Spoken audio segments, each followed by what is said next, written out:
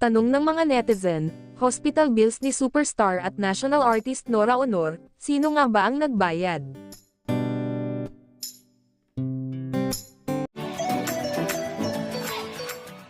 Maraming chika ang naglalabasan kahit nailibing na ang national artist for film and broadcast arts na si Nora Honor. Sino talaga ang nagbayad ng hospital bill? Ito ang diretsong tanong ng content creator at host na si Nay Christy Furman kay Miss Imelda Papin, isa sa direktor ng Philippine Charity Sweepstakes Office o PCSO.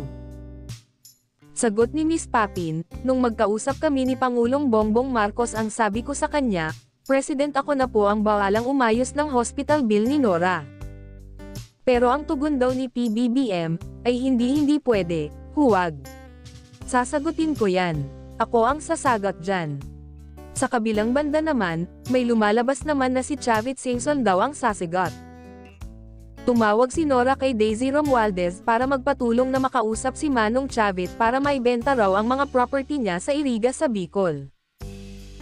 Pero ang chika, tinanggihan daw ni Manong Chavit na bilhin ang mga ari-arian ni Nora sa Iriga dahil hindi raw siya bumibili ngayon ng properties.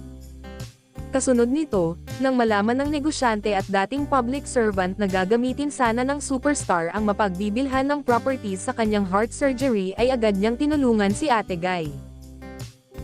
Mismong si Chavit daw ang nagsabing sasagutin na lamang niya ang hospital bills ng namayapang superstar. Samantala, sinagot naman daw ni Pangulong Ferdinand Bongbong Marcos Jr. at Office of the President ang mga bayarin sa ospital ng namayapang aktres at national artist na si Nora Honor. Kinumpirma naman ito sa mga mamamahayag ni Annalisa Puod, Senior Undersecretary for Operations and Strategic Communications ng Presidential Communications Office. Hindi PCSO, Philippine Charity Sweepstakes Office, ang nag-shoulder. Ang OP at si Presidente, ani Puod. Di lang yung hospital bill yan. Pati ibang utang at ibang expenses daw galing sa personal na pera ni PBBM yan, dagdag niya.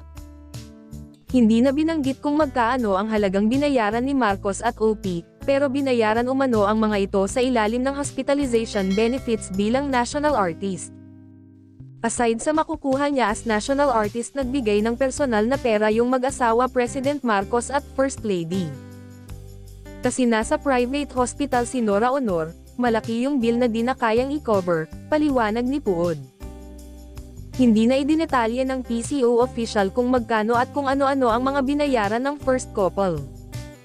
Nitong Martes inilibing sa libingan ng mga bayani sa Taguig City si Nora, na pumanaw sa edad na 71 dahil sa acute respiratory failure noong April 16.